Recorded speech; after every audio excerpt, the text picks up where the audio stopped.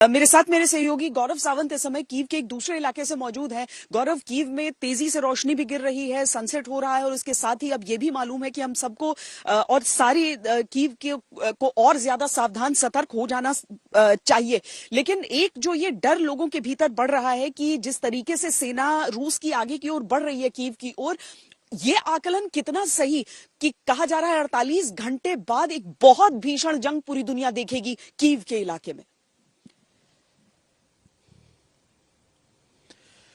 श्वेता, ये बात सैनिक भी कह रहे हैं, सरकार भी कह रही है और यहां जनता भी कह रही है कि जिस तरह से इरपिन, ओस्तुमिल, बूचा और आसपास के इलाकों तक ये जंग आ गई है, ये लड़ाई आ गई है, वहां पर सिविलियन इलाकों को भी टारगेट किया जा रहा है और एक भीषण युद्ध हो रहा है इस समय। उस लड़ाई को अब राजधानी कीव के अंदर आने में महज 24 से 48 घंटे लगेंगे। एयर अटैक्स, जिस तरह से मिसाइलें दग रही हैं, जिस तरह से रॉकेट फायर हो रहा है, उससे यही अंदेशा है कि अब ये लड़ाई एक बहुत निर्णायक दौर में प्रवेश करने वाली है और ये निर्णायक दौर राजधानी कीव पर हमले से शुरू होगा। राष्ट्रपति ज़ेलेंस्की ने कहा कि उनके डाचा पर एक हमला पहले ही करने की कोशिश की गई थी और उनके डाचा पर जो मिसाइल दागी गई थी रूस से, उसको एंटी मिसाइल डिफेंस शील्ड ने रोक लिया। लेकिन प्रश्न अब यहां ये उठता है श्वेता कि कितनी एंटी मिसाइल डिफेंस शील्ड इनकी अभी भी कारगर है, कितने लड़ाकू विमान इनके अभी कारगर है, कितनी एंटी टैंक मिसाइल्स या सर्फेस टू एयर मिसाइल्स इनके पास अभी भी बची है।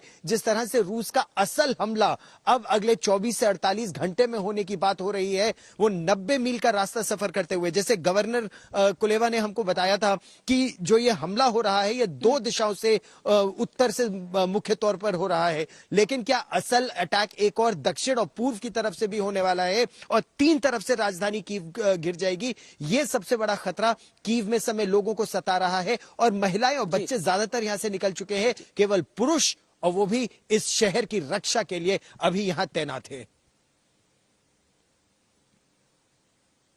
राजेश पवार भी हमारे साथ जुड़ रहे हैं। राजेश, जिस तरह का संघर्ष, जिस तरह का टकराव, जिस तरह से युद्ध के हालात हमने इरपिन इलाके में भी देखा है, तो हम इस समय क्या समझें? कीव में कहा जाता है कि घुसने के लिए बहुत सारे रास्ते, आप कीव की पूरी घेराबंदी नहीं कर सकते हैं, लेकिन रूस इस समय जिस तरीके से कम 2 से 3 दिशाओं से आगे बढ़ रहा है,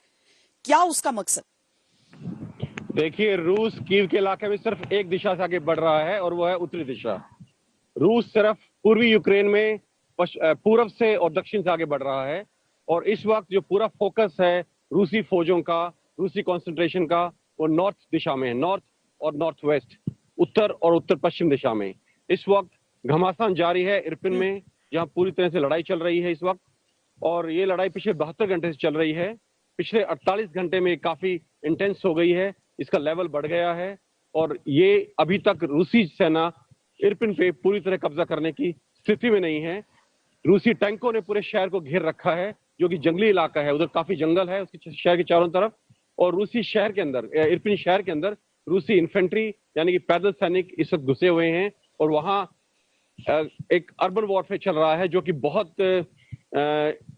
इन्फेंट्री के लिए बहुत घातक होता है और उसमें प्रोग्रेस बहुत स्लो होती है। तो मुझे लगता है कि इरपिन को क्लियर करने में रूसी फौज को कम से कम 2 से 3 दिन और लगेंगे और जब तक इरपिन क्लियर नहीं होगा रूसी फौज का हमला कीव के ऊपर नहीं होगा। ओवर। और राजेश, जो आज जो तस्वीरें आपने भेजी जो इरपिन शहर की, जिसमें गोलियां चल रही थी, उस समय क्या हुआ था? वो जो तस्वीर है आपकी, वो उस समय क्या हुआ था? देखिए, ये वो जो तस्वीरें थी, वो जो फ्रंट लाइन है जहां रूसी सैनिक और यूक्रेनी सैनिक आमने सामने हैं, वहां से 1 किलोमीटर दूर की थी और वो जो मिलिशिया का लास्ट चेक पॉइंट था उसके आगे का इलाका था। वहां लगातार गोलीबारी हो रही है, लगातार फायरिंग हो रही है मशीन गन्स की, और जो यूक्रेनी सेना है उनकी तरफ से लगातार वहां जेवलिन मिसाइल्स का इस्तेमाल हो रहा है बख्तरबंद गाड़ियों पे और टैंक्स पे जो रूसी सेना के हैं। इसके अलावा रह रहकर वहां आर्टिलरी फायरिंग हो रही है जो कभी कभी काफी इंटेंस हो जाती है।